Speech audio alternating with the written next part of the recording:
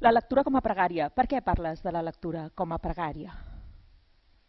Bé, bon dia. Bon dia a tothom. Gràcies, Eva.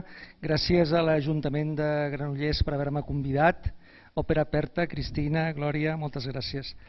La lectura com a pregària perquè fa anys que penso que la lectura té una dimensió ritual. És a dir, que no es pot llegir determinats llibres de qualsevol manera. O que almenys jo no els llegeixo. Quedi clar que no pretenc en cap moment dir-li a la gent com ha de llegir. Només faltaria, ni tan sols si ha de llegir. Però crec que determinades obres, que ara en parlarem, no es poden llegir de qualsevol manera. Molt breument, i acabo aquesta primera intervenció. Quan un llegeix determinades obres, s'ha de treure el barret. No el cap, però sí el barret. Us heu fixat que vivim en una societat del viatge interior, no? Has d'entrar dintre tu mateix, descobrir-te tu mateix, que sí, la meditació transcendental, és a dir, viatge interior. Hosti, jo sempre penso, i si entres a tu mateix, et descobreixes i el que descobreixes no t'agrada? Vull dir que després t'has obligat a conviure amb tu mateix, no? No només no t'agrada. No sé si tants viatges interiors... Mira, el gran exemple del que tu dius, per mi, és Èdip Rei, la tragèdia de Sòfocles, que per cert, quan ara es parlen de textos que passen en temps de pandèmia, Èdip Rei passa amb una epidèmia de peste. Èdip Rei és un viatge interior. És a dir, Èdip no sap qui és. I al final que descobreix que és l'assassí del seu pare. Per tant, llegir és un risc, no? Sí. Viure també, ja ho sé, però... Clar, llegir és un risc. Per què és un risc? Perquè jo no puc preveure què em passarà. Fins i tot, encara que hagi llegit el llibre prèviament. Perquè cada lectura és diferent. Perquè jo sóc diferent. I com s'aprèn a anar més enllà? Això, gran pregunta. Jo crec que tinc una possible resposta, que també és totalment contrària a l'educació actual. Aprenent un text de memòria. Ostres. Aprendre un text de memòria, recordar un text, sabeu que en anglès o en francès existeix l'expressió aprendre pel cor. Aprendre de memòria en francès o en anglès es diu aprendre pel cor, que seria el recordar. Aprendre pel cor. Quan un text se sap de memòria, no se'l sap només aquest text pel cap, sinó sobretot pel cor.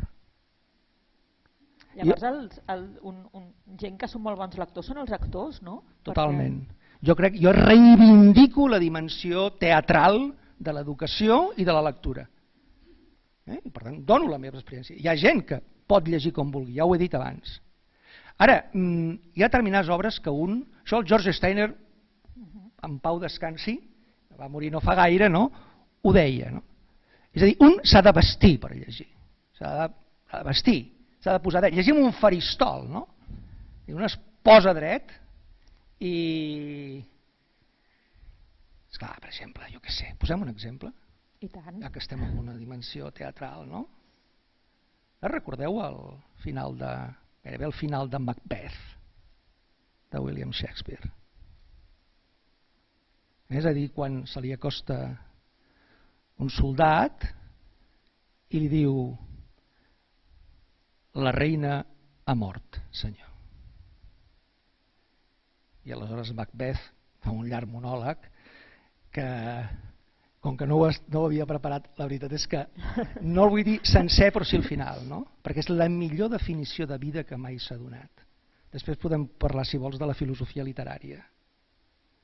I Macbeth respon: la vida és una història explicada per un idiota, plena de soroll i de fúria, que no significa res. El mateix poema el visc, o el mateix fragment el visc, el sento, em ressona. Per què no parlem més de la ressonància de la lectura? Què et ressona, no? Quan tu vas pel carrer estàs vivint, no? Estàs vivint i sents això. La vida és una història explicada per un idiota, plena de soroll i de fúria. Jo crec que hi ha d'haver una dimensió teatral també en l'educació, en la transmissió. És a dir, tu has d'aconseguir que quan llegeixes un text, si és de memòria, a veure, jo no em sé la metamorfosi de memòria, no? Ni jo, potser un actor sí, però jo no sóc un actor, però sí que ja té aquesta dimensió teatral que quan tu llegeixes, fins i tot l'espai, no? Acondicionar l'espai. Ara és un problema, d'acord, ja ho sabem, això ja ho sé. Ara tot és un problema. Però, per exemple, la llum, l'atmosfera, crear una atmosfera. En aquest llibre dedico tot un capítol a parlar de l'atmosfera de l'aula. Si no hi ha atmosfera, no pot haver-hi classe de literatura, ni classe de filosofia, ni classe, no sé, classe, suposo que tampoc de matemàtiques. Aquesta superioritat moral que tenim els lectors de vegades respecte als qui no llegeixen, segons com intento com expulsar-me-la del damunt, perquè dic, però i per què? És que no ho sé. La immensa majoria de gent que va pel carrer, si ara sortim per aquí al carrer aquest de Granollers, no llegeix i ve que va tirant, no passa res. Per tant, es deu poder viure sense llegir. Sí, no, tens tota la raó, no passa res. Jo crec que hauríem de... És a dir, jo, de la mateixa manera que he dit abans que de donar el llibre com una píndola, tampoc crec que els llibres ens facin millors persones, en contra del que molta gent diu. Això, com que ho tinc molt escrit, doncs, per desgràcia, els llibres no sabem, ens poden fer millors o ens poden fer pitjors. George Steiner, per tornar a citar un clàssic, sempre diu que els nazis havien llegit molt. Hi ha una frase que va repetint al llarg de la seva obra, George Steiner, no? Que a mi sempre m'ha frapat molt, que diu al matí es pot llegir a Goethe, a Rilke, a Kant, a Hegel, a la nit es pot escoltar a Bach, a Schubert, a Mozart i al migdia anar a treballar a Auschwitz.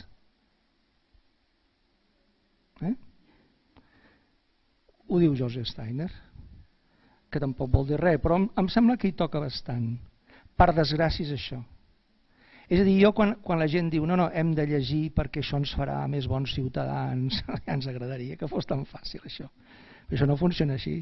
Hi ha gent que ha llegit i que són uns maltractadors, per exemple.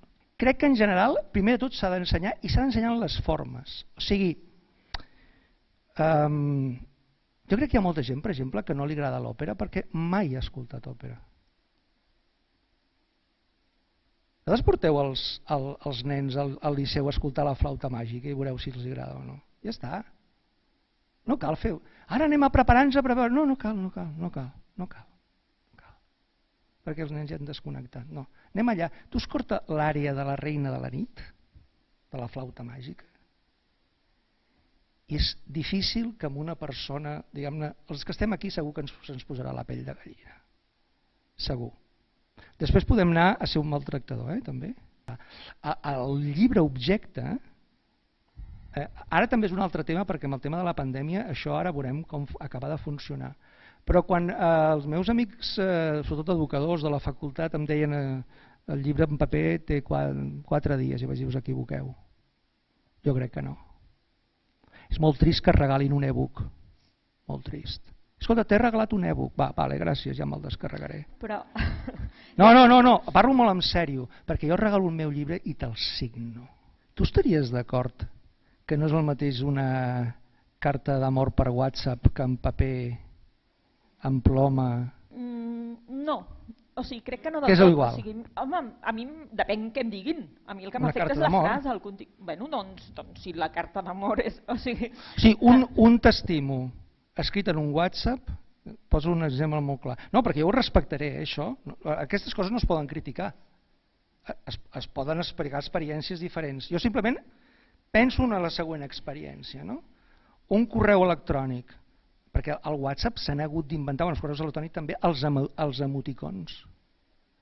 Per què ens hem inventat els emoticons? Perquè l'escriptura no diu res. Perquè l'escriptura no és només el que el text diu, sinó la forma en el que està escrit. I aleshores està escrit amb una forma, amb un color, amb una taca... A mi sí que m'interessa el teu llibre. El teu llibre, subratllat, té una ànima immensa. Perquè si aquest llibre tu li deixes als teus fills, el dia de demà, li deixes als teus fills, i ells un dia d'aquí 20 anys i 30 anys o 40 anys o el que sigui, que la persona que li ha deixat en herència, podríem dir, ja no hi és, diràs, aquest és el llibre del meu avi, aquest és el llibre de la meva mare. I està viu allà, està el teu subratllat, està la teva taca de cafè, està el teu perfum. Tu pensa una persona a la que tu has estimat i que ja no hi és, que agafes un dels seus llibres i olores encara el seu perfum i dius, aquest és el llibre que llegia aquesta... No el llibre, no és aquest és el llibre, aquest és l'exemplar que llegia. L'exemplar, no només el llibre, saps? Jo crec que això també s'ha d'ensenyar. I amb això no estic demonitzant, que quedi clar, qualsevol lectura, al contrari, estic dient que són coses diferents. Gràcies.